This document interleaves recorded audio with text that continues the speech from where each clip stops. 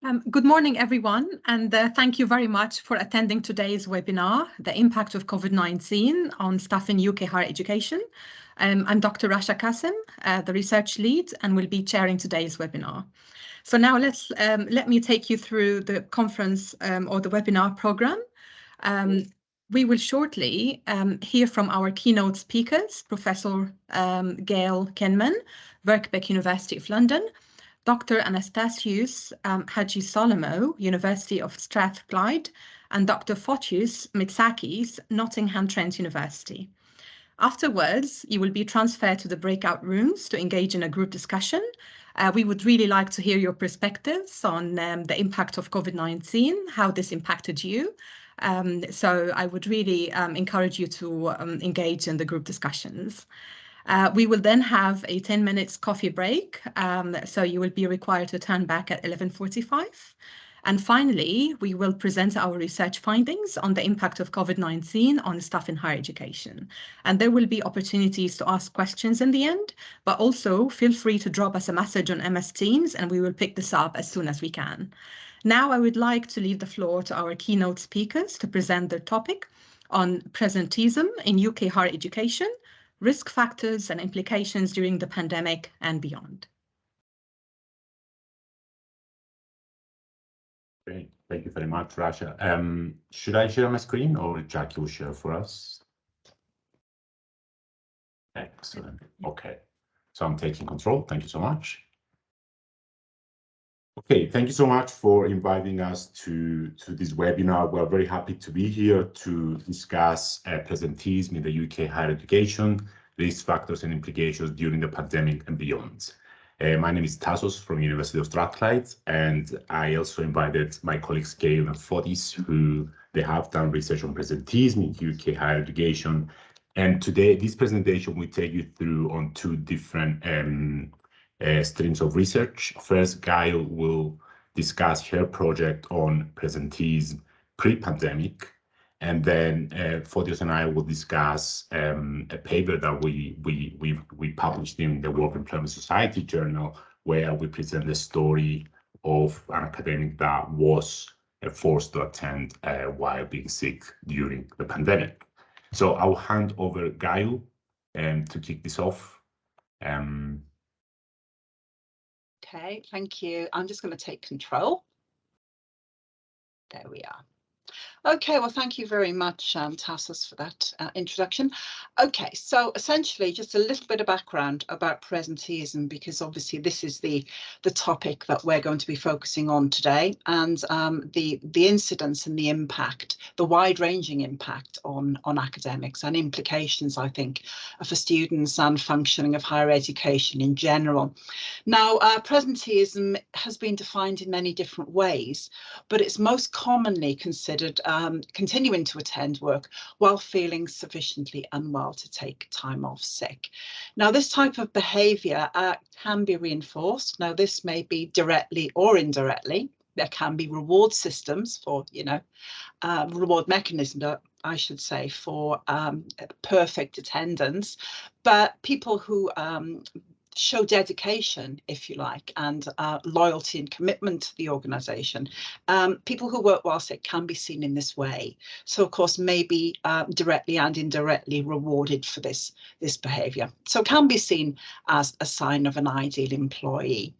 Now, we know from the ONS statistics that absenteeism has been steadily reducing over time, but this doesn't necessarily mean that we're all becoming more healthy, because parallel statistics, particularly from the CIPD annual report, suggests that as absenteeism is reducing, presenteeism is actually increasing. And this is a particular risk factor for home workers. And we can see here a figure from the most recent CIPD report, suggesting that 77% of HR practitioners who are surveyed, are seeing signs of presenteeism in their organisation. Now, this is something that does need to be taken very seriously, because we know, body of evidence indicates the wide-ranging impact, not only for individuals where their health does tend to deteriorate if they continue to work while sick, they actually end up taking more time off sick in the long run. But for organisations, because it's been linked with error making, some serious errors in safety critical types of work, and also problem solving, reduced problem solving, and creativity, etc. And also for society in general, you know, who tends to pick up the costs of poor health. So let's move on. Reasons why people work while sick. Well, obviously, you know, I'm sure every one of you today has worked while feeling a little bit under the weather. But we're talking about employees who feel that they should not be working because they feel unwell. But it's worth looking at this framework by Maria Karonika-Murray and Caroline Byram. And it's very useful, actually, because it recognises the therapeutic aspects of working while sick, you know, when it'll take your mind off things, help recovery. We get many benefits from engaging in work socially. You know, we can take our minds off things as well. Functional is all about perhaps engaging in a staged return to work where you know that you can do some work without taxing your health, where there's particular types of work perhaps that you can do and some that you can't do. But there are some negative implications of presenteeism because it has been associated with this overachieving workaholism type of behaviour. And certainly I found this in my research that I'll be talking about in a minute, where people feel that they must maintain or even exceed their standards of performance, no matter how sick they feel. And dysfunctional presenteeism is all about this downward spiral, where longitudinal research certainly highlights the long-term implications of presenteeism for things like mental health, musculoskeletal problems, and even cardiovascular disease. Okay, so just talking a little bit first about a mixed method study that we conducted. I conducted with Siobhan Ray from Lincoln Business School a few years ago. Now, we know that contextual factors are crucial because people in different jobs tend to work while sick for different reasons. So we do need to understand the contextual factors in academic employees. And, you know, at the time, not much research had actually been conducted with academics, but, you know, we did know, has somebody else taken control of the presentation? It says, sorry. Anyway, sorry, let me continue. Lost my slides now. They seem to have disappeared. I'm sorry. Can everybody else see them? No. Rasha, help. No, well, sorry, just a moment. Jackie, can you help with this, please? Sorry. Tell you what, I'll carry on. Would you like to reshare if that's all right? Apologies, it just takes a few minutes to come up, but it's there now. Thank you. Okay, thank you. Sorry, I don't know what happened. Right, okay, so we know that academics tended to have the working conditions that have been associated with presenteeism in other types of work. But we wanted to look at the specific contextual factors that encourage people to work while sick and the reasons why they do so. So mixed method design, and this was based on an online survey completed by over 5,000 academic employees. Now, it was just over half male and female, and they were from at least 100 UK universities across the different sectors. First of all, we asked two questions. Number one was, how often do you come into work when you are unwell? So that ranged from never to always. And as you can see, well, I hope you can see, almost a half indicated that they worked while sick, either often or always. But we also wanted to look at another phenomenon, and this is something that's come up in previous research in the sector that I've conducted, in that even when people are formally signed off sick, they often still continue to do at least some work at home. So we wanted to look at the extent of that. So again, over half of the sample indicated they work at home while unwell, often or always. So, you know, that gave us some kind of picture of the extent of presenteeism. We looked at the risk factors and the protective factors, looking at the using the health and safety executive management standards, because obviously, demands control, support from peers and managers, but we also wanted to look at the extent to which job engagement might actually encourage academics to work while sick. And what we found was the key risk factors were, high level of job demands, very high odds ratios here, risk factor, but also job engagement was a key issue. And certainly that reflects findings of research I've done in other sectors where involvement, dedication, passion for the work, and even over-involvement and commitment can encourage people to work while sick.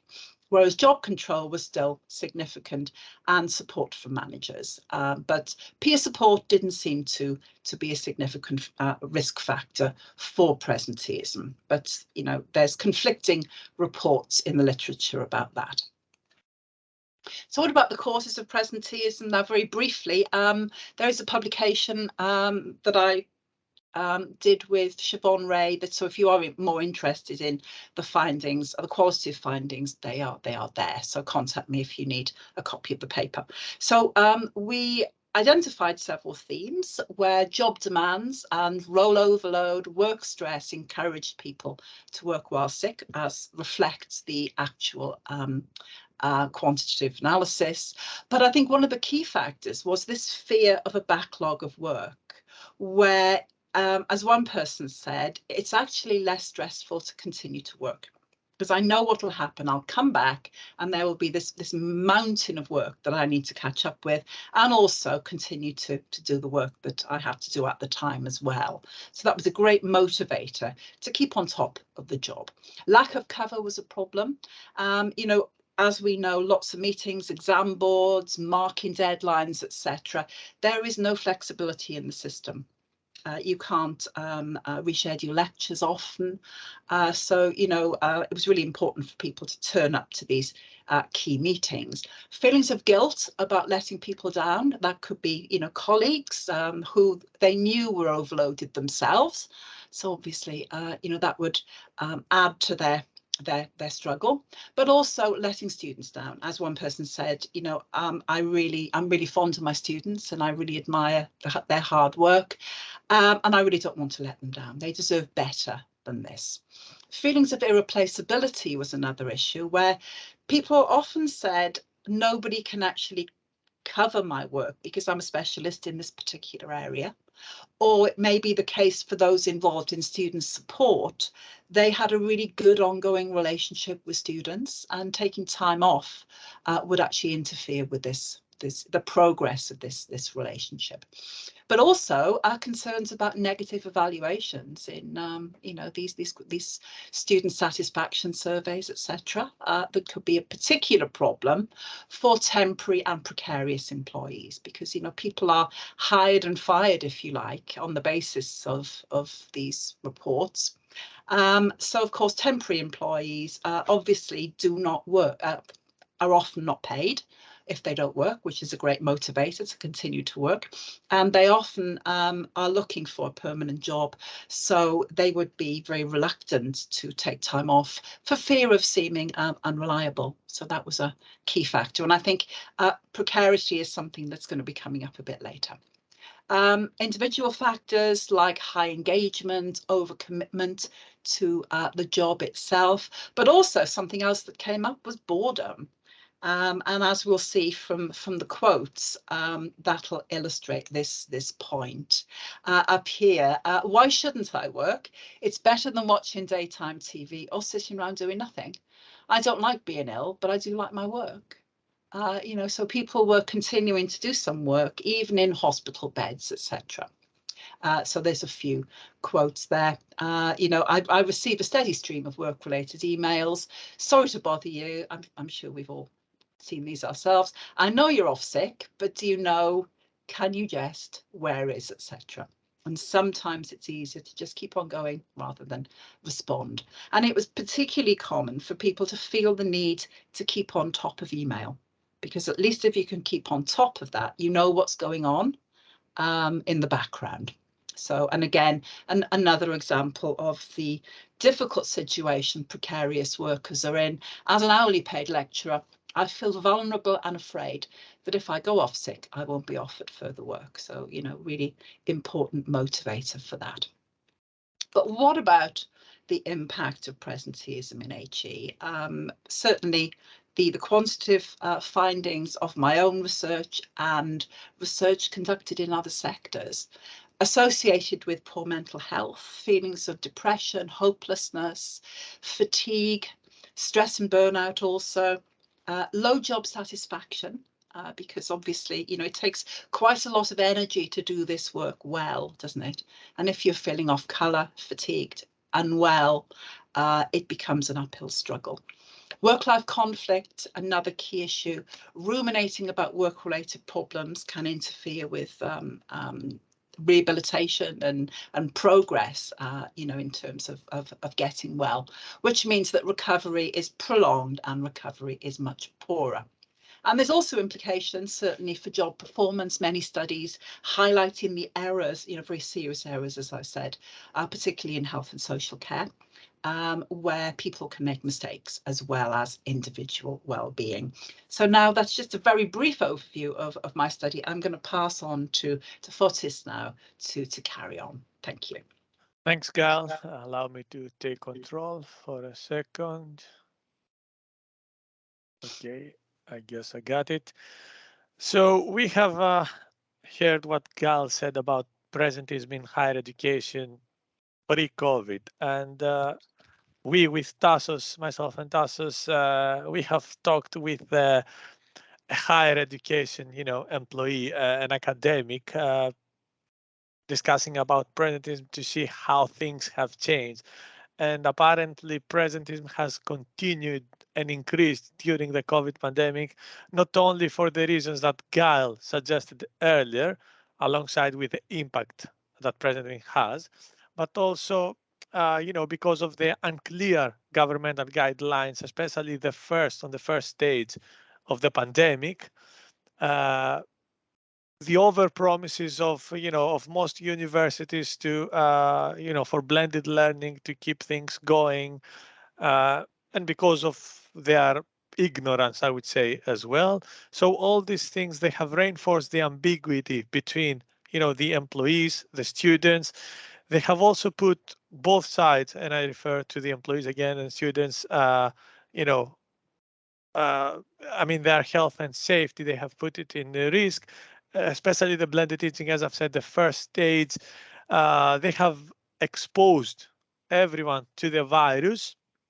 There was also, you know, some divergence between the staff experiences regarding, you know, their institution approach to managing attendance during the pandemic. Some universities, they had some clear, you know, policies as to how to deal, you know, with attendance if you got sick. Some others, they did something different. So there wasn't a consensus, I would say, between the universities because of all these reasons. And apparently, if we talk about people on precarious, you know, contracts, like our guy here, Stephen, and this is the story that I'm going to tell you in the next few slides.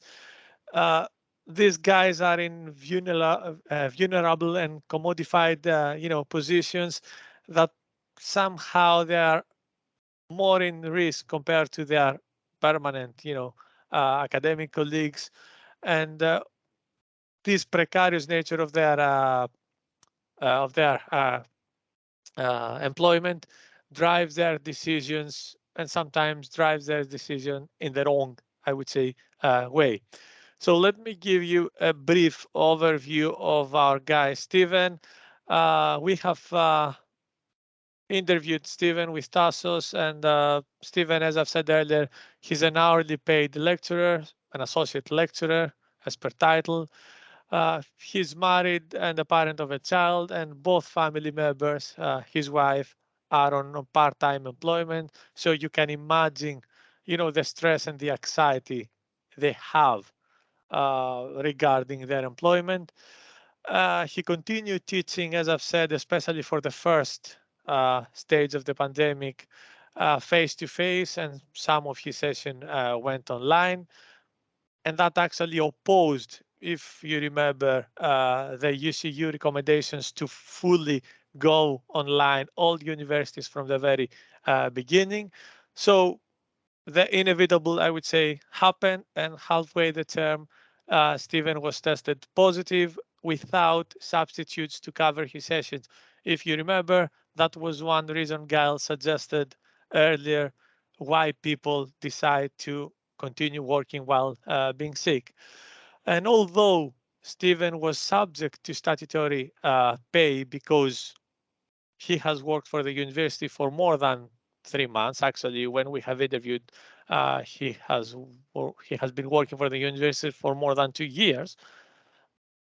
Eventually, as I've said earlier, he decided to continue working while being sick from home. But we need to see, and this is what I'm gonna discuss with. I'm gonna give you the story, is that it wasn't actually his decision, or he was forced somehow to continue working from home. And that indicates the alarming and the immoral decision. Okay, and I'm going to give you from whom that decision came and why. So the key themes emerging from our discussion with Steve is that apparently the pandemic enhanced the employment insecurity of all these people under precarious, contracts. So we had COVID, we had the declining international, numbers, especially for the international students, and overall we had the management retrenchment strategy from most universities.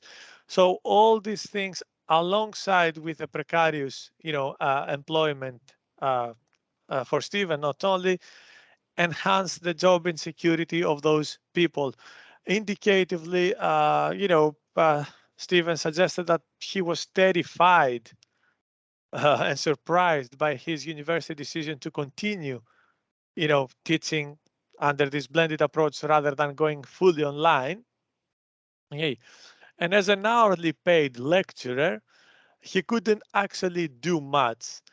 He was afraid because of his temporary, contract.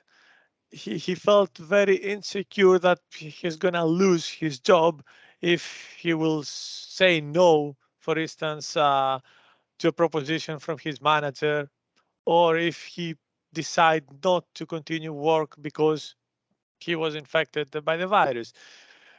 Besides that, his teaching hours were heavily reduced because apparently of the declining international student numbers and the retrenchment strategy I mentioned earlier, and they were moved forward to the temporary staff. So again, that increased his stress and anxiety and the job insecurity, relating to the job insecurity, of course, as to how he will support his family. As I've said earlier, both family members, Stephen and his wife, were on part-time employment.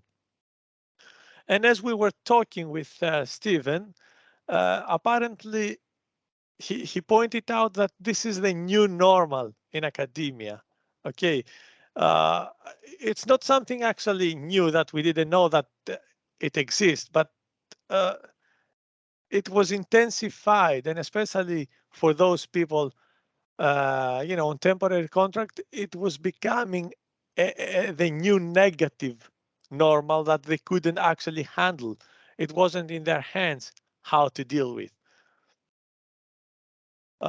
Gail, as well, earlier suggested, that the impact of presentism on the mental health, of employees, and the same key theme emerged while we were discussing with Stephen as well, that these, blended teaching actually enhanced, the health and safety concerns of all these people.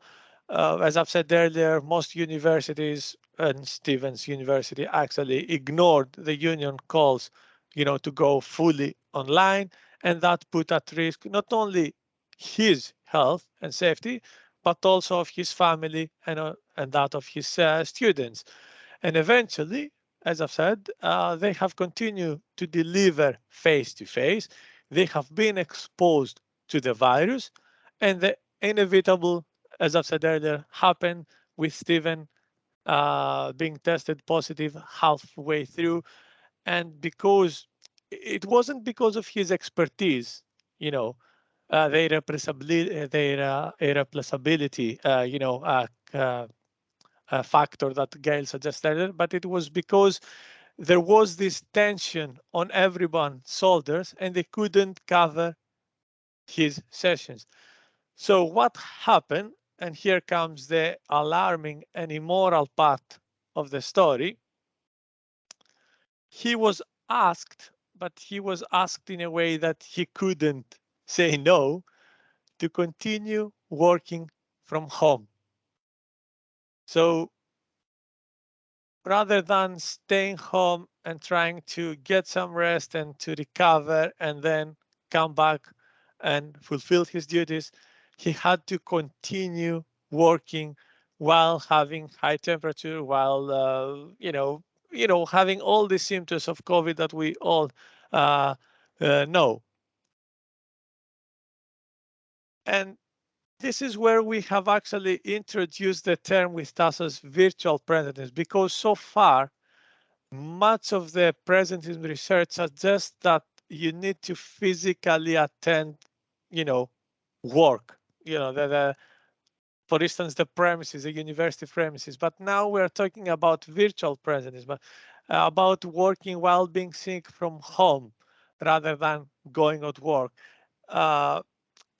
And apparently there are expectations, for sickness presence. And his line manager, as I said earlier, he has asked him, to continue working, although he was subject to statutory sick pay, but he didn't left him with a choice.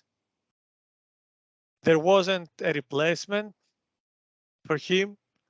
They were amid, the term, so things couldn't have been done somehow differently, and he was forced, in a sense, not asked, as I've said earlier, he was forced to continue from home while being sick.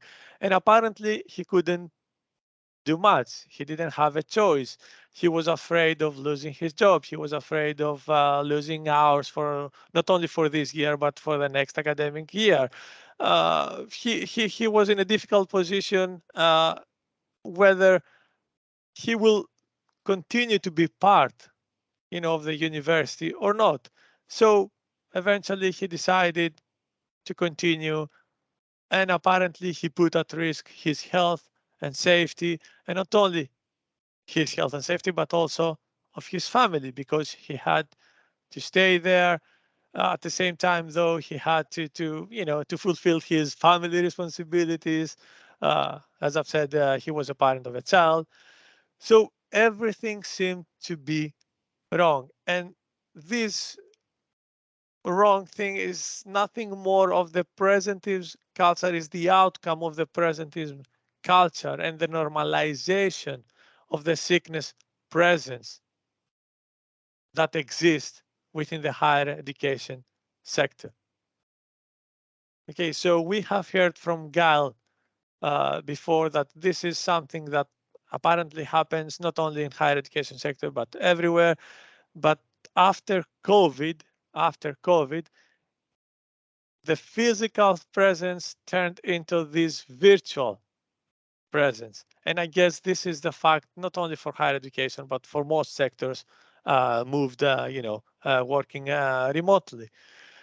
And the alarming and immoral, apparently, part of the story is that we as academics, and especially those on precarious contracts, they are expected, or we are expected, to prioritize our work over our health.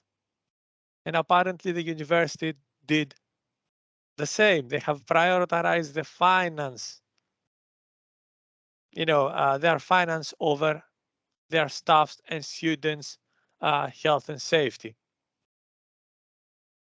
And I think this is where Tassos will conclude. Thank you so much both for sharing the information and sharing your data. So what these two studies show us is that it's unquestionable that the pandemic has shaken the sector. and intensified uncertainties and inequalities in work. This is something that has been repeated by studies, it has been repeated by the union, and it's something that the sector needs to reconsider and revisit, actually. It has revealed the marketization and the casualization which is embedded in the system, which has left workers, especially those on precarious employment, it has been repeated, vulnerable to managerial decisions. As we see in the story of Stephen, for example, he had no choice not to work while sick. And as Bones said, exacerbated the hierarchies of precariousness in academia.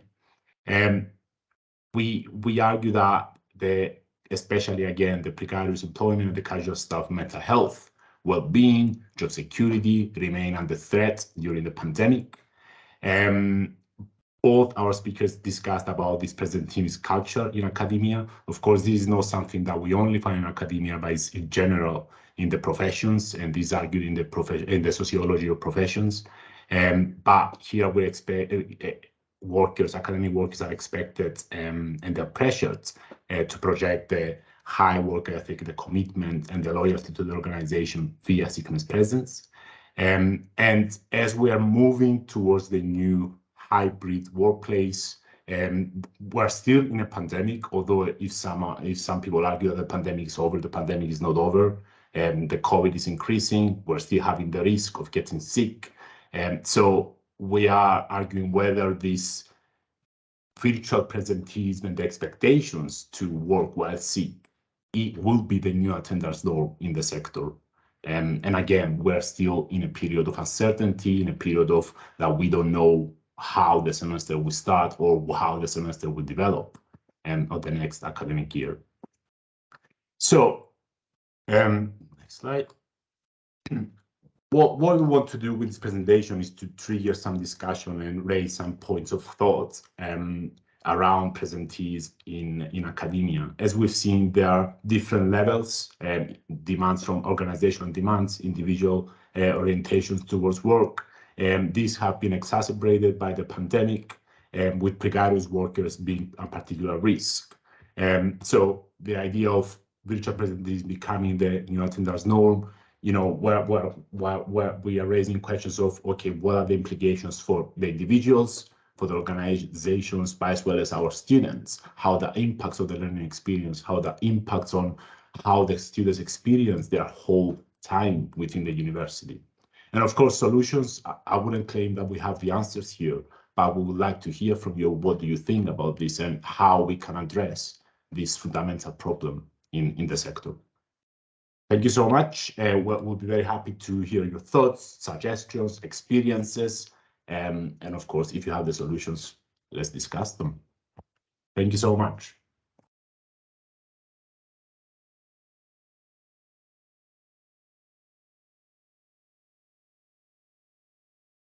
Thank you very much, Gail, Tassos, and Fotius for the amazing presentation. Very informative and really interesting subject, definitely related to COVID-19 and what we're going to present later.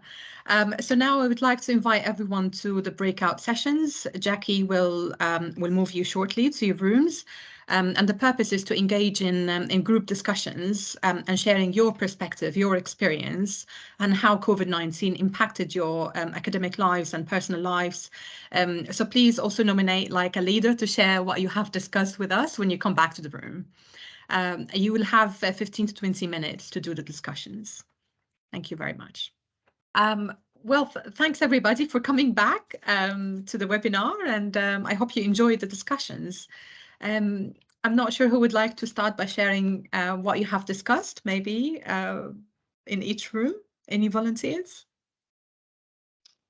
Well, I'm happy to do a brief summary of what we please.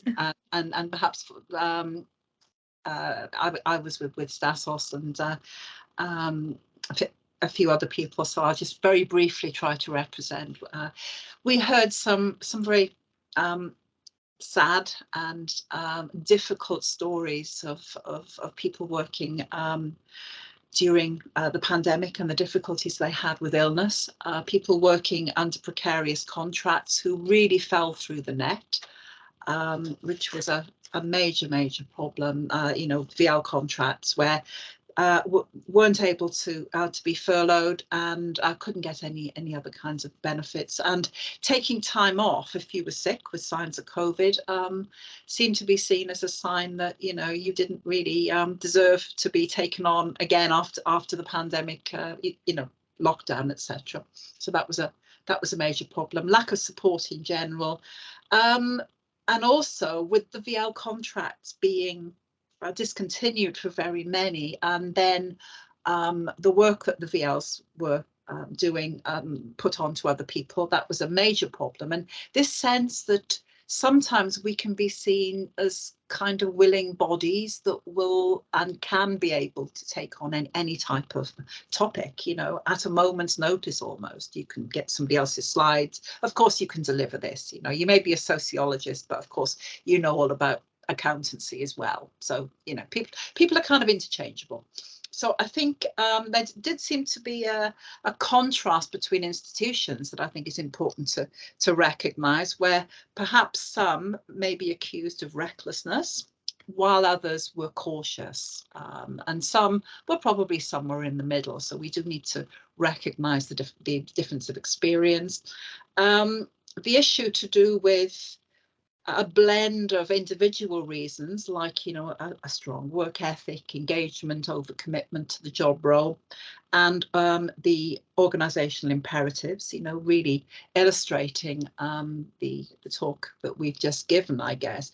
But to finish, really, we have a very brief summary of things that should be done, that the group think should be done in order to discourage presenteeism and encourage a more healthy sickness absence culture, if indeed there is something like that. So hybrid working was generally seen to be the way forward, where people can make choices, because a considerable concern about having to disclose perhaps long-standing conditions, etc., disabilities, to a very wide range of people in order to see it as an acceptable reason, not to work face-to-face. So hybrid working, where people make the choice, really important. The value also, and I think, and to be honest, I'm to blame for this as well, because I have worked while sick, while being seriously ill a few times, and being aware about how our behaviour affects other people in creating this culture and expectations of presenteeism. So I think we all have a part to play there, and also to raise awareness of the risks, that we know that people do not work as effectively, and there will be long-term implications, solving short-term problems of short staffing, but there will be long-term implications. So that's about all I have to say. Maybe, is there anybody else in the group that wanted to add anything? Thank you very much, Gail. Fortunes, would you like to go ahead and summarise what we discussed? Yeah, more or less. I mean, we have moved around the same, topics, because I was with Rasha, Marcus, Rosemary, another Rasha, and myself. And apparently we have discussed about, the pros and cons of hybrid working, how the pandemic has impacted our work. And again, the pros and cons, just to give you an example, I don't have to commute, to work, and especially for those that are living quite far. I have home food next door. All these, let's say, good things came with COVID and hybrid working. At the same time, the negatives, like most of us, we ended up, like Gal said, working while being sick, working longer hours. Most of us work from home. Then we have discussed about the difficulties, managing family responsibilities and work responsibilities at the same time. For instance, personally, and I guess we could put, most of you could put yourself in my shoes, that I had like to do some teaching at the same time. I had my little one coming around saying hi.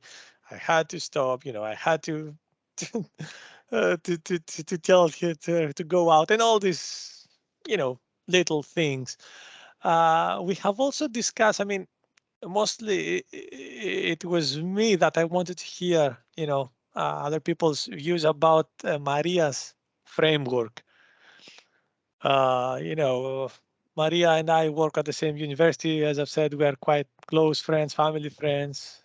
You know, and we had an argument about her framework because I'm not, let's say, 100% convinced whether the therapeutic, part or box is clinically proved. Because yes, for instance, if something bothers your mind, if something worries you, work can help because in a sense you switch off from those problems and you focus at work. But physically, I don't recall a doctor saying to someone, go to work while being sick. They suggest to get some rest. Okay, for your body, not your mind. Okay, for your body to to to to recover. So this therapeutic, suggestion, I don't know. For me, it's a bit vague to say. And as I've said, we had an argument, we had discussed with Maria.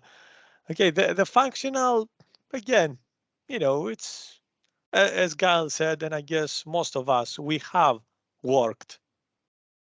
Okay, sometimes while being sick, and I guess we did that because of the reason that Giles, referred earlier, that we want to avoid having an overload, of things after recovering.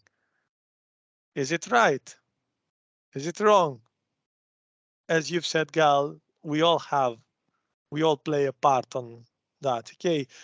Then we have also, apparently, we ended up suggesting that we have learned a lot, not only individually, but collectively as, as the sector, I mean, the universities. We have learned a lot from this situation, but we still have many things to learn.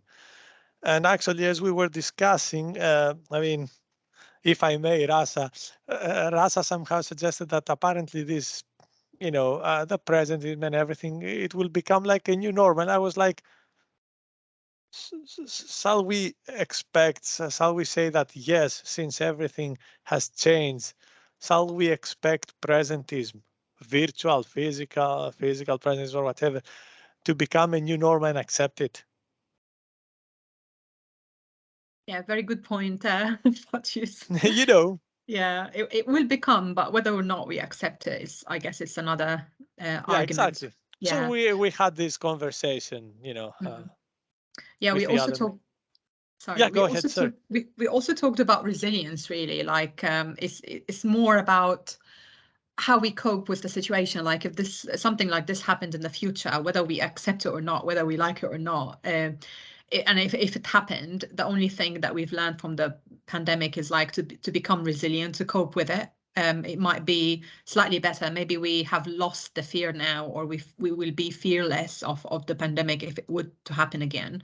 But we see it as like a continuous learning process. The more we experience that, the more we will learn about bad and good practices, and hopefully that would change our approach in the future for the best. Yeah, it was really interesting discussion, and yeah, we would have liked just to go on and on. Shraddha? Should I very quickly share back for my group, if that's okay for the group? Yeah, please. We kind of didn't really, we just had time to share our individual stories and some commonalities, so we didn't quite get on to solutions or anything.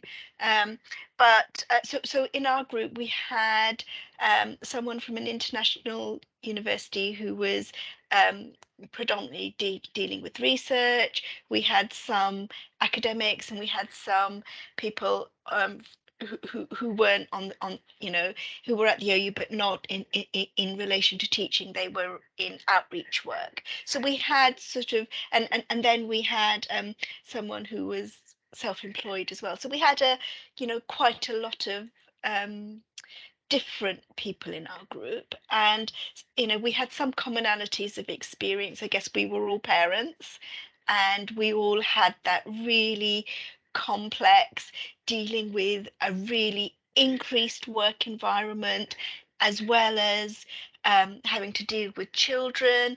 Some were actively homeschooling, others had older children, so it wasn't so direct, but it was still, you have to keep an eye on them, you have to help them out with, you know, oh, I need a paper or whatever. So actually the combination was really challenging. It was pretty stressful where you had to do that. And it was quite challenging when you had, say both of you, if there were two of you there, both on meetings at different times, and balancing all of that. We also spoke of some of the support that was offered. And we also discussed some of the skills we'd learnt through lockdowns. So obviously we were all better at digital skills, but also having to deal with, you know, if you were in a line management role at that time, you know, supporting your staff in terms of mental health, and also supporting students. That was something that was learned. So I guess in terms of being able to take something, some additions to your skills because of COVID, although the beginning of COVID was really, really difficult and suddenly having to change. And I guess here at the OU, we probably didn't have it as much of a difference because, you know, a lot of our work was distance learning anyway, but even so, workloads, you know, shot through the roof. Again, we had yes, did you want to come in with a question? No. So sorry. My computer is playing. We had someone who joined the OU in during COVID, and actually the experience was very supported, which was nice to hear. But also, you know, where people were at organisations before, going through things like furlough and redundancy, or if they were self-employed before and work just drying up, at the same time as dealing with the being scared at COVID, staying at home, having elderly relatives who were in hospital, dealing with grief with family members passing away. So it was, you know, sort of the personal and the work, you know, sort of combining to raise issues, or how to deal with things when you couldn't be face to face anymore. Hi guys, have I done okay in summarizing what we spoke about? Does anyone want to come in and add anything else? No, I think you've done a great job, Shraddha. Yeah.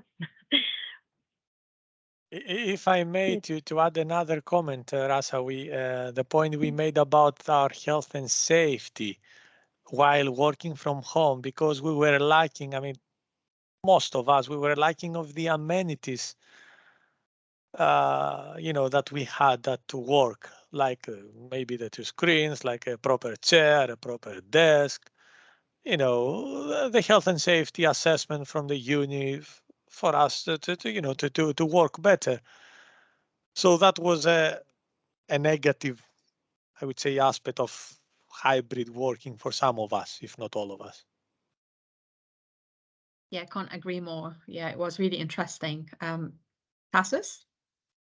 Yeah, I would just like to raise a point that, you know, Guy has made in our discussion about the duty of care of the employer in this, in this time that we're going through, and also that we need to think the university as a full system rather than just the academics. You know, we have in our group someone that works in professional services that they have similar experiences, and you have all these people that they work for this organization, this institution, and you know we also need to consider those experiences as well when we're talking about university and university work, as well as the students. You know, get the students involved in this discussion, get the support from the students, understand the impact that it has on them as well, because it's part of our job, isn't it?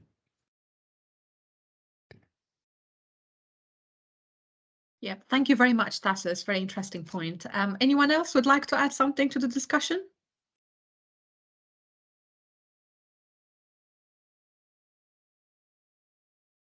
I guess if no other comments to share, then perhaps we can go for a coffee break for 10 minutes. And if I could also ask everyone to turn back 11:45, please, quarter to 12. Okay. We have some research findings to share, and we would really encourage as many attendants as possible. And thanks, Gail. Thanks. Thank you. And thanks again for our speakers, and hopefully, we will not lose you when we present the findings. Okay, welcome back, everyone, and I hope you enjoyed the break and can hear us very well. If not, please drop us a message, and Jackie will pick this up. So now I'm going to present the findings of our research on COVID-19 and staff in UK higher education. It's time also to reveal the research team that's behind this amazing research idea. Myself, Rasha Kassem, I'm the research lead and I work for the business school. Dr. Shraddha Verma, she's the head of the accounting unit in the business school. Dr. Kerry Jones, and she's from the group of Wellbeing and Life Sciences. Dr. Soraya Kouadri, and she's from the School of Technology. And our colleague Ruth Whitney, and she's from OU Scotland. So the research aims to explore the impact of COVID-19 on staff in UK higher education, but also we were interested to investigate the support provided to staff in UK higher education, whether this was enough or not, and whether the academic and professional staff felt supported enough, or is there any other support they would have liked during the lockdown or the pandemic. Regarding COVID-19 impact on staff, we particularly explored well-being and mental health, career progression, professional development, teaching and learning, its impact on academic research, and also staff personal lives. The research motivation, we were basically motivated by three main areas, apart from our genuine interest in the topic of COVID-19 that we have all felt very deeply. From an academic point of view, we found that this is an under-researched area. Very few studies particularly covered the UK context. We also found mixed results where studies conducted in other countries disagreed on the impact of COVID-19 on higher education. Some of them have seen the impact positive, while others have seen negative impact. And also there is lack of evidence on how best to support academics and professional staff in UK higher education in times of health crisis. Because this area was overlooked, we wanted to explore it further, and hopefully that will encourage future studies to explore the situation in other countries as well. Regarding our research methodology, we used a mixed method by using an online questionnaire, including both open-ended and closed-ended questions. We wanted to get participants' views on how the pandemic impacted them. So the focus wasn't just on the quantitative data, but also the qualitative data. We designed the survey using Qualtrics, which is an online survey design app. And the link was shared via LinkedIn, which is a professional network, and through our personal contacts via email. Also, we recruited a research company to help us reach the right candidates. The survey was open from May to June this year. And the final sample we received was 290 valid participants. Initially, we received 400 participants, but then after cleaning the data and ensuring that all the participants can be included in the research, we ended up having a final sample of 290. Unfortunately, particularly for the research company, we made it clear that we only want staff from higher education, but then we received responses from other candidates as well in other sectors, including manufacturing and further education. The sample included UK university staff, whether academic or professional, and it covered all 4 UK nations. However, you will find from the sample as I present the results that it was predominantly from England. Academic staff were 59% and non-academic staff were 41%.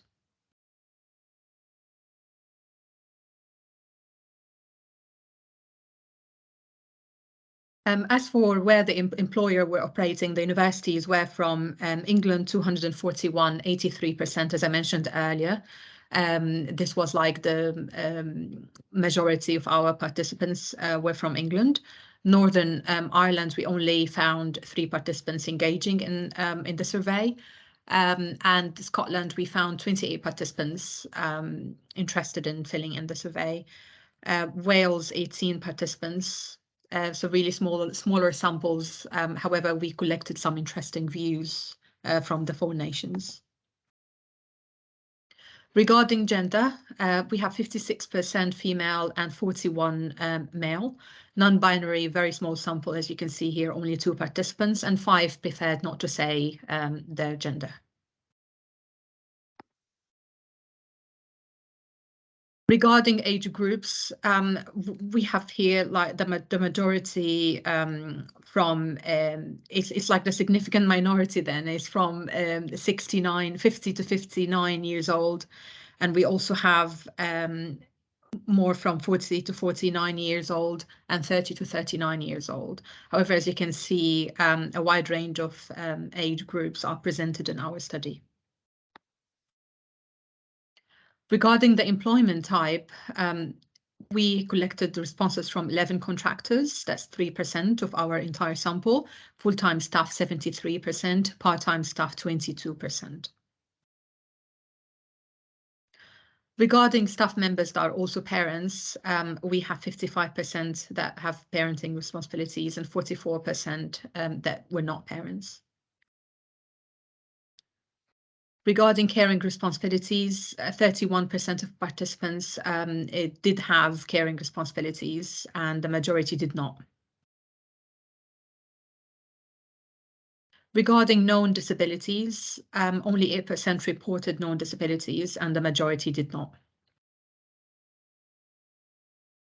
Speaking of the findings of our research regarding well-being and mental health, we found that the majority of our participants, 75% reported the pandemic has adversely impacted their well-being, and 59% mentioned that the pandemic has also adversely impacted their mental health. Digging deeper into the qualitative analysis, then we found how did the pandemic impacted staff well-being and mental health.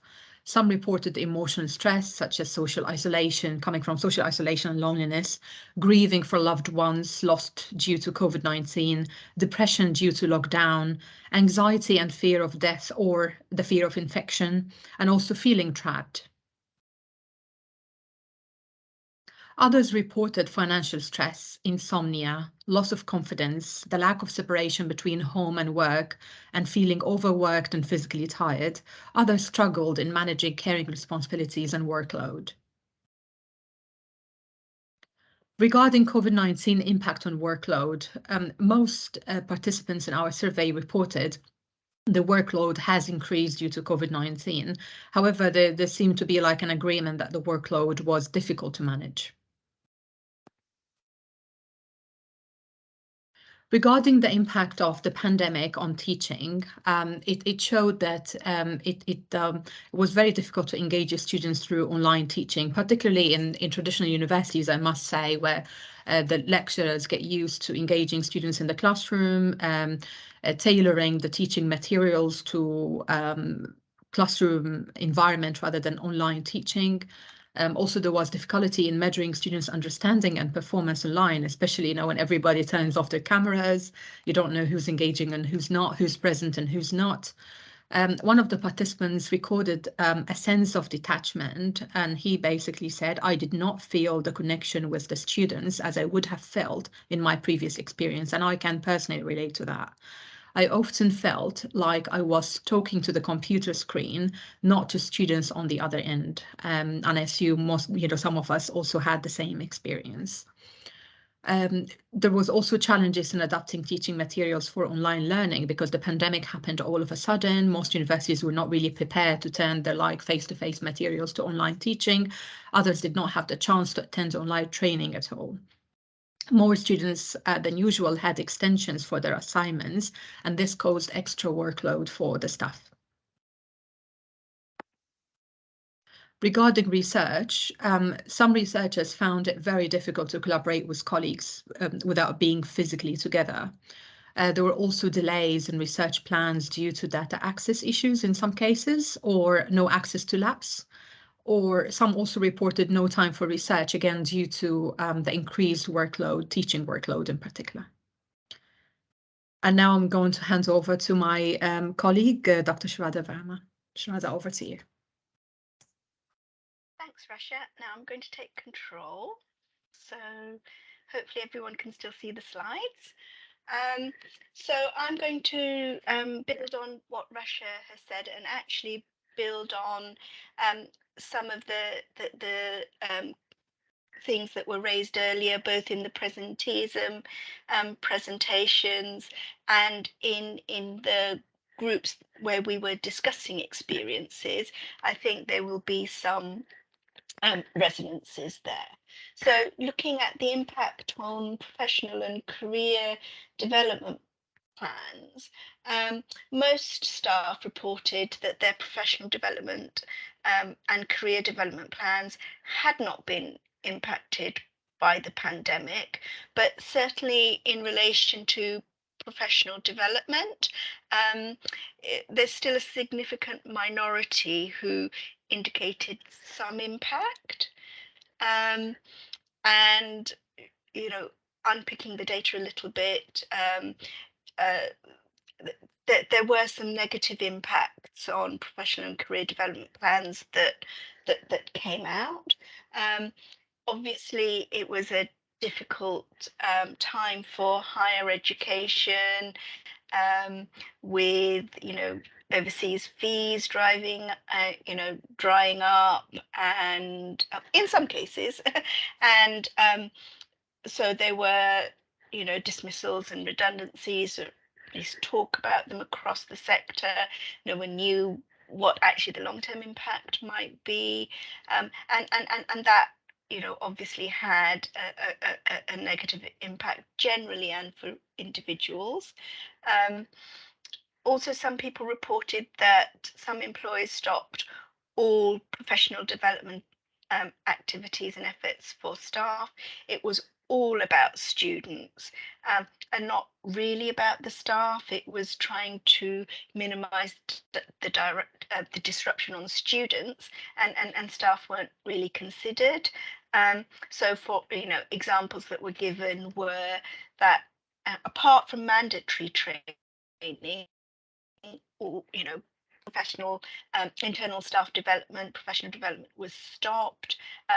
Mentorship was not available, or perhaps less available, and conferences and courses were cancelled. It was all about getting the student teaching sorted. In terms of conferences, initially they were cancelled, which was not good for people. But then when conferences came back online, they worked, but not terribly well. It just wasn't the same over Zoom, in particular for the ability to network and discuss both teaching and research. So that was in relation to conferences, but also everyone working at home, not coming in face to face, not seeing colleagues, the sort of learning and development experiences that we all gain just by chatting with other people. Or have you dealt with this? Or perhaps, oh, I've got this, have you found that? Or what did you do in this situation? It was just that was missing, and that sort of informal tacit support just by being around people and learning from other people was really no longer available, and was really missed. And this will come out later as well for perhaps some people earlier in their careers. Some staff couldn't pass their probation or finish any qualifications they were doing, due to the lack of availability of particular training that they were required to complete, but hadn't, was no longer available during the lockdown. In terms of job performance, most said that the pandemic didn't impact their ability to do their job,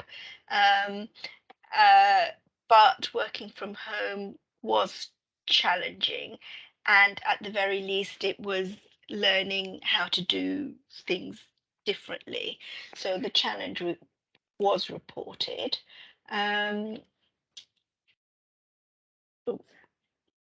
In our research, we found that 57% didn't feel that the pandemic impacted their personal lives, which leaves a significant minority that said it did. And I think it was very much a mixed picture. And I think in most of the findings, it was more of a mixed picture that we saw.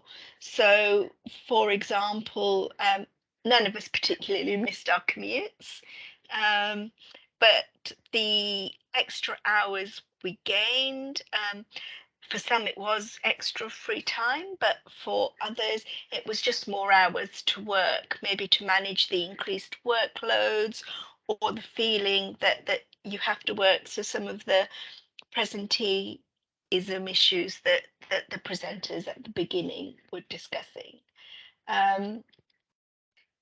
Generally, there was increased flexibility for some staff schedules.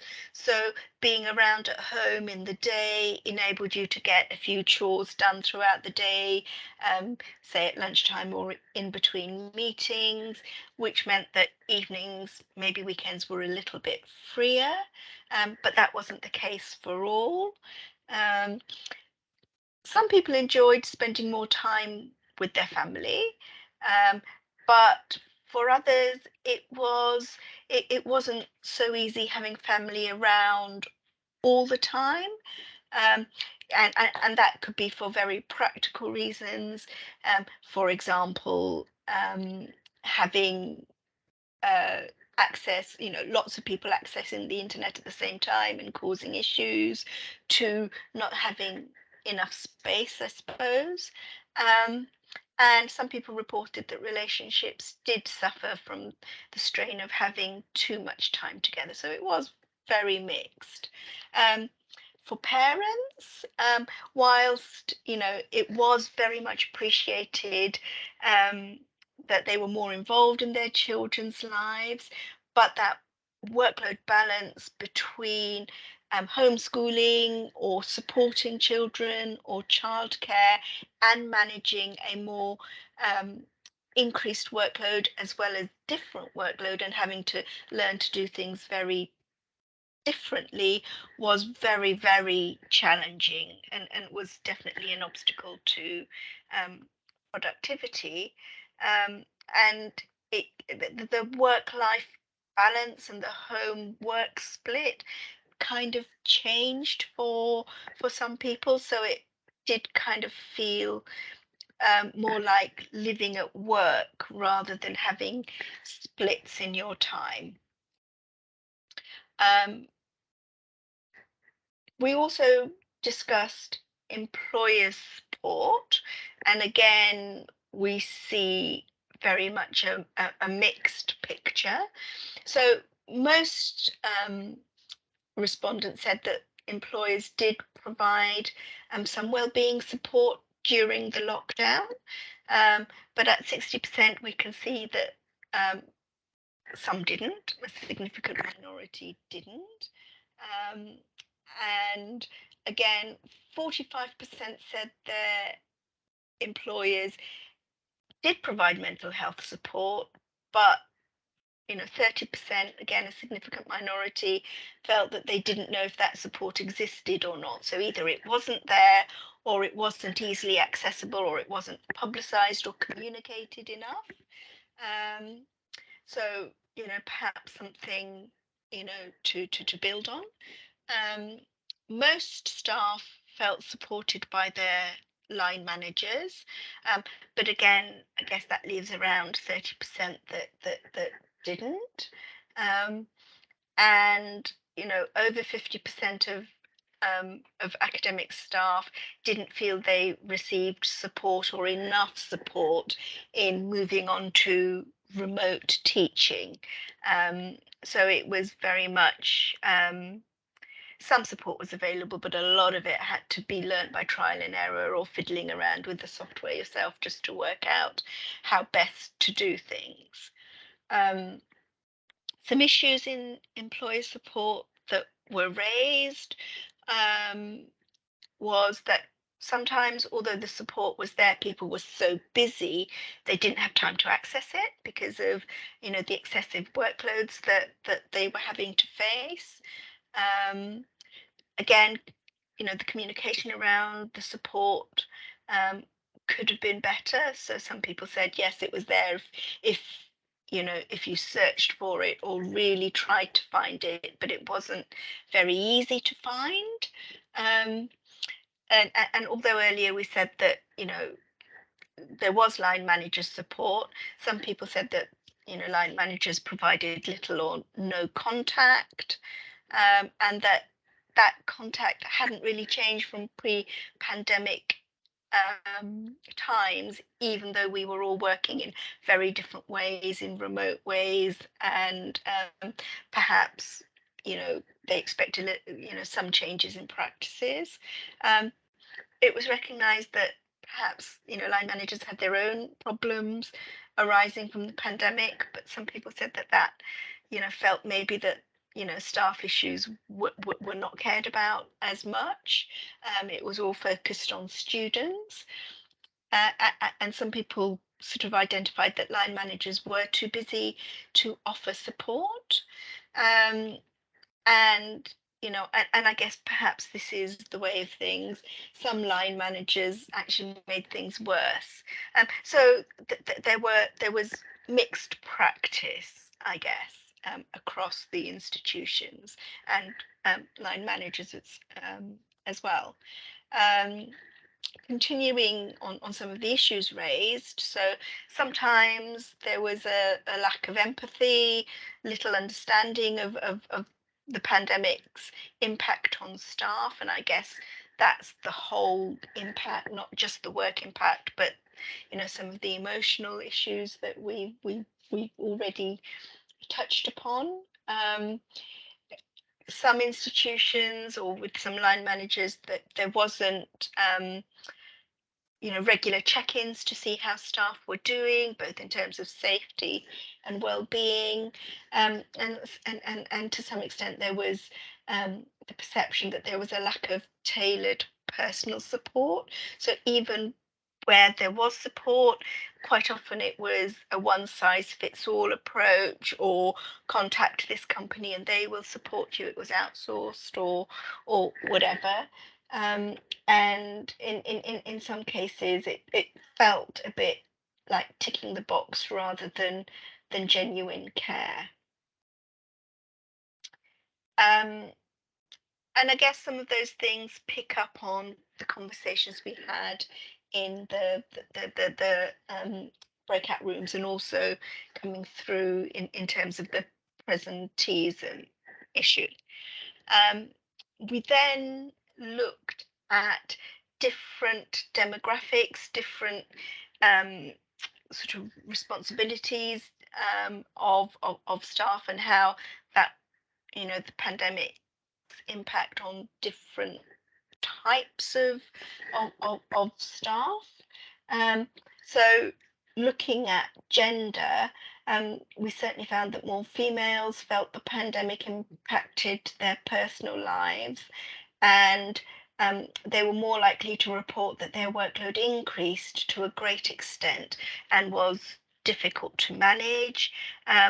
Perhaps that, unsurprisingly, related to the whole work they were doing. So perhaps greater domestic responsibilities, certainly perhaps more of the homeschooling as well as managing the work. So we saw a gender impact. Also digging down into those with disabilities, they were more likely to report that the pandemic negatively impacted their well-being, mental health and personal lives, and they felt less supported by their line manager during lockdown. Age was an interesting one. And certainly it was the younger participants who were more likely to report negative impacts during pandemic on mental health, professional development, career development and workload. I guess despite younger participants probably being more digital savvy and maybe finding it easier to move to an online platform, but maybe with younger participants, they were less experienced in academia generally. If they were doing qualifications, they couldn't complete them, and perhaps with possibly greater things to balance. Again, I think that is something that would be interesting to dig deeper into. We also looked at employment type and the four nations a little bit, as much as we were able to in this preliminary analysis. And certainly the indications were that part-time staff were more adversely impacted. For example, they weren't aware of employer support available during the pandemic compared to their full-time colleagues. Although full-time colleagues, employees were more likely to say that their workload had increased. Participants from Scotland were more likely to report the pandemic had negatively impacted their mental health. And those based in Wales were more likely to say that their employers didn't offer mental health support. So some things to further unpick in terms of where people were based during the pandemic. Looking at those with caring responsibilities, both childcare and caring for perhaps elderly relatives, parents, not unsurprisingly, were more likely to say that their workload had increased as a result of COVID-19. And also those with caring responsibilities definitely highlighted that the workload increased such that it became difficult to manage, combined with the emotional stresses that we've already touched upon in terms of having grief to deal with and the worry around elderly relatives, and it impacted both well-being, professional development, career development, and personal lives. So all of it kind of in one place. We also asked about good practices in terms of employer support, and some of the things that were mentioned that generally line managers were helpful, empathetic and accommodating as much as possible.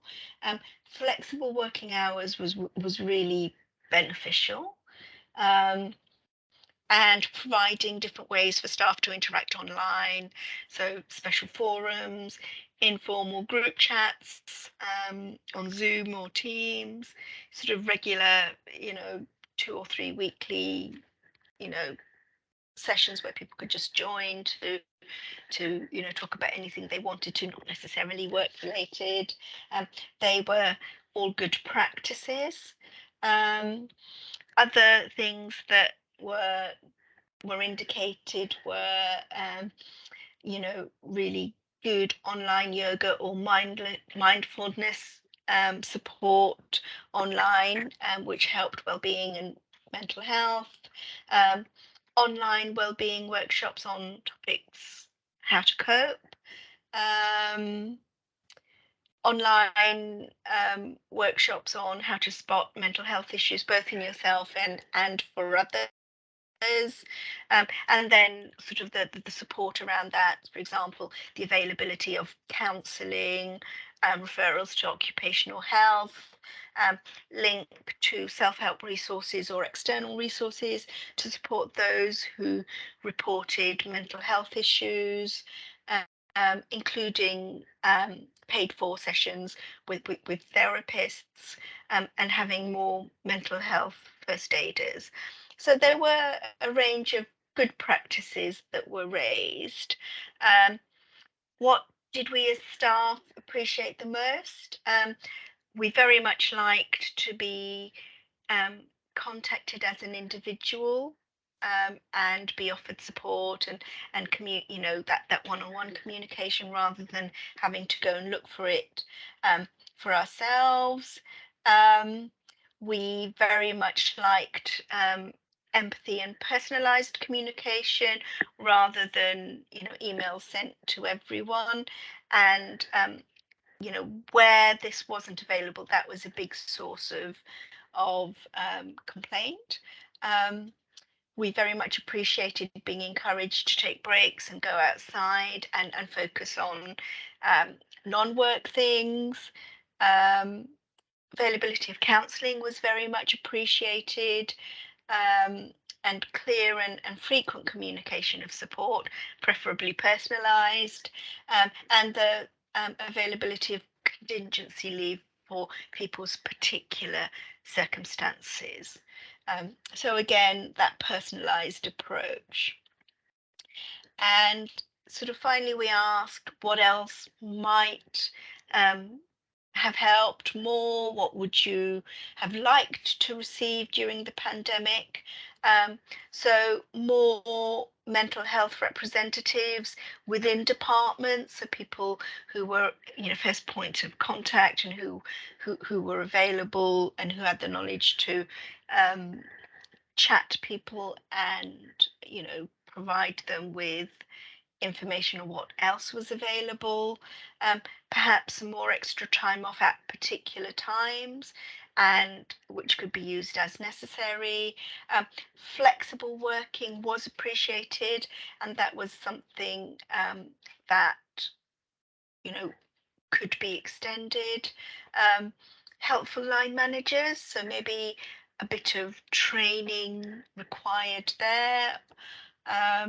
And definitely more help in adjusting to new processes, which there seemed to be a little bit of, you know, having to find out how to do things yourself. And it was such a big change for institutions who'd only done face-to-face to going hybrid to blended and then going online only. Some, you know, some more support there would have been appreciated. So both technical support in how to use the digital platforms, some perhaps more training on how to teach online, because it was different to how you know, you taught face to face, particularly in terms of engaging students, etc. Perhaps also you know, to consider wellbeing apps in the future, and thinking about relaxation facilities as well as thinking about workload and supporting workload, actually supporting relaxation as well, and how best that could be done.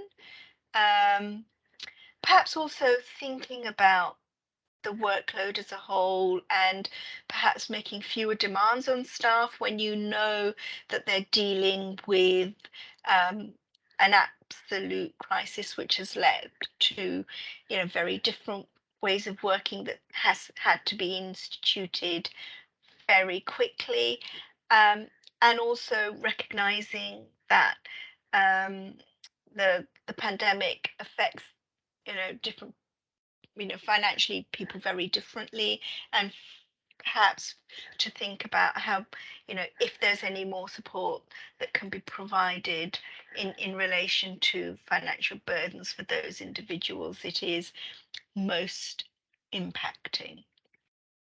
So that was just a very quick overview of some of the findings that we had in this project. And we'd appreciate any comments, questions, observations, or sharing of further experience. Thank you, everyone. Thank you very much, Shraddha. We're happy to take questions now. Thank you.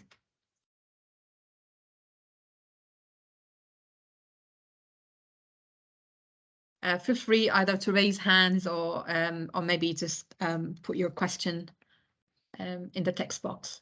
So we have Ian or Lane. Sorry if I pronounced the name incorrectly. Please go ahead. Oh, no problem at all. It's Ian. I'm Dean of Student Experience at the University of the Highlands and Islands in Scotland. Thank you very much for a very interesting presentation. My question is around, at the start, you mentioned the split between, I think it was 59, 41 academic and professional services staff, but I didn't pick up on the differences then in your findings based on that categorization. So I was wondering did you find that the professional services staff were reporting the impact differently to academic colleagues? Well, this is a very interesting question. Actually, we did not find any difference, but then obviously certain questions were just tailored for academic staff, specifically around teaching and research. And this we have reported, but the other aspects, no, we did not. So we only reported those that had significant differences. That's very interesting. Thank you. Thank you. Marcus. Hi there. Yeah, it's Marcus. I work at the Open University in the Faculty of Business and Law, so the Business and Law Schools, obviously with yourself and Shraddha. Do you think were you disappointed with the figure, the number of respondents who did the survey, sort of 290? Do you think that's sort of a sufficient number to draw these conclusions, or would you like more? Or Well, I personally believe it's not just about the size, it's more about the representation of the sample. And I think we have like wide range of ages, etc. Perhaps in the future, we could extend the survey to the 4 nations, because as it stands, the majority are from England. So again, this is as just a start. Our study is like one of very few studies that attempted to explore the impact of the pandemic on staff. We found that the focus were more on students rather than staff. And in the UK, it's the second so far, based on what we've, the studies that we have reviewed. So definitely, although this is a good initiative, a good start, there will be future studies to expand the study further and include more participants. But I must say that this was really very challenging to find participants in the first place, again, given the workload, how busy everyone is. great, thank you. I would just like to echo that this was very much a first step and exploratory and trying to get a feel for both professional and academic staff, and is the first step in doing further work where we would both try to get more representation, more responses from different parts, but also at the other end go into some in-depth interviews to pick up on some of the things that we found, to explore that in a little bit more depth. So yes, going both ways, Marcus, in the future. Thanks, Shraddha. Fortius, would you like to come? Yeah, hi everyone. Hi. Yeah, can you hear me? Yeah. Yeah, thank you. I was just wondering regarding some of your findings in relation to the employment type, because you have mostly referred to the workload. And I was wondering whether there were any notable differences between the employment type, like what we've said, those in precarious employment contracts and permanent staff, and the impact of COVID on the mental health and well-being and the career development of those people. Thank you very much. Yes, we have already reported that full-time staff have suffered an increased workload compared to part-time staff, while part-time staff were complaining about lack of information or awareness about the support available for mental health and well-being. And these are the only differences we found so far.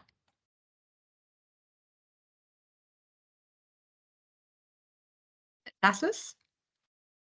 Yeah, thank you so much.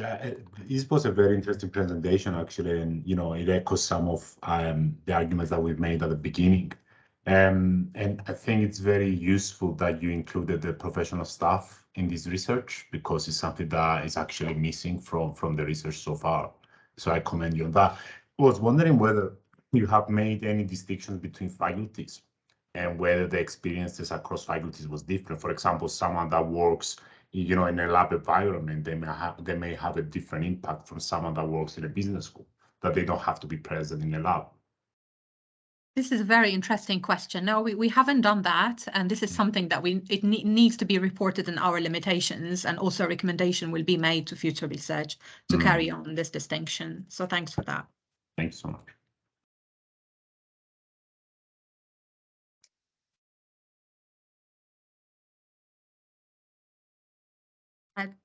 Rasha, do you have another question? No, sorry, sorry, that's fine. Fotios, please.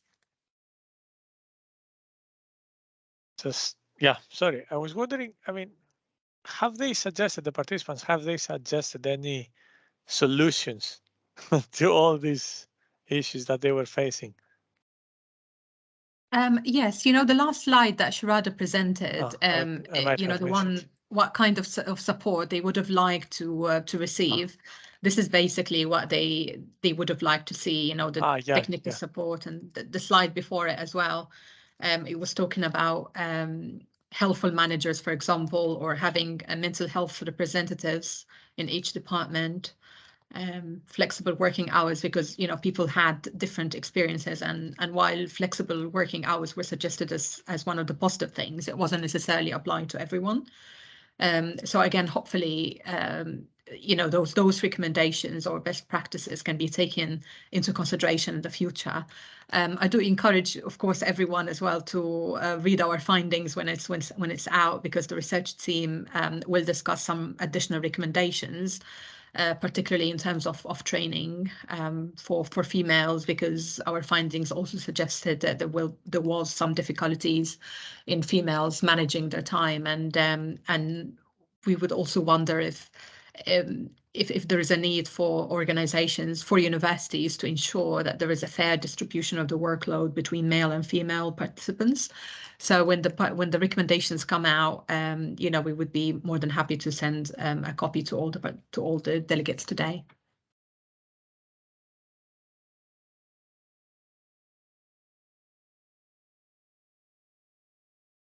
Any other questions at all? I can see the chat. There's something. No, that's Shraddha making a comment. Marcus? Yeah, just sort of ditto the previous question, really. I guess if you're looking to sort of attract publicity, the solutions would be the thing that people focus on. So yeah, it's a bit like, I guess it sort of reinforces some of the stuff that you perhaps known over the last couple of years. But I think how to sort of move forward, and if there was hopefully not another pandemic, but something similar, or other situations where it could be sort of relevant, I think that'd be very useful to sort of inform people.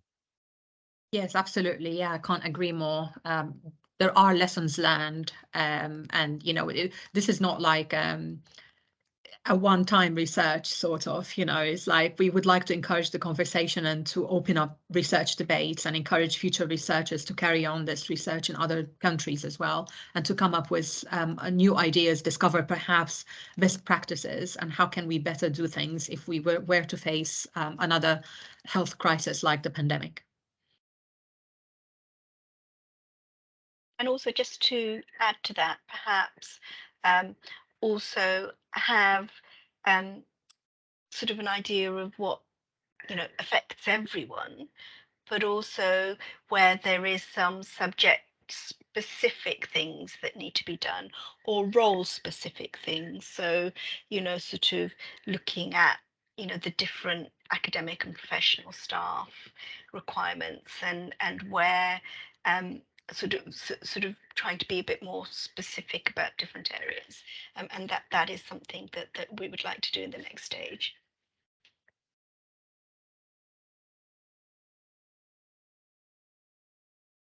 Yeah, we still have time for more questions. If anyone have any questions or comments, it doesn't have to be questions.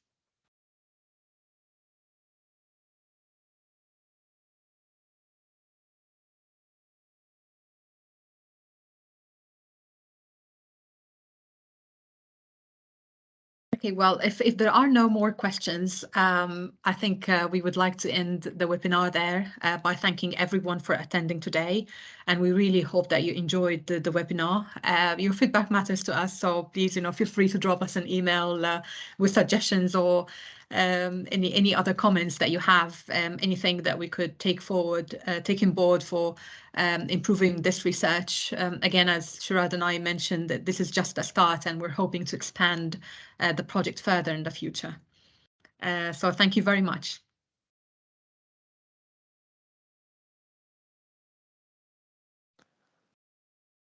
Thanks, Rasha. Thanks, everyone. Thanks, Thank you. Chair. Yeah, a special thanks to our speakers as well, Tassos and Gail and Fotius. Thanks for your participation today. It's been fantastic and engaging. Oh, it was a pleasure. Thank you. Thank you. Take care. Bye for now. Bye.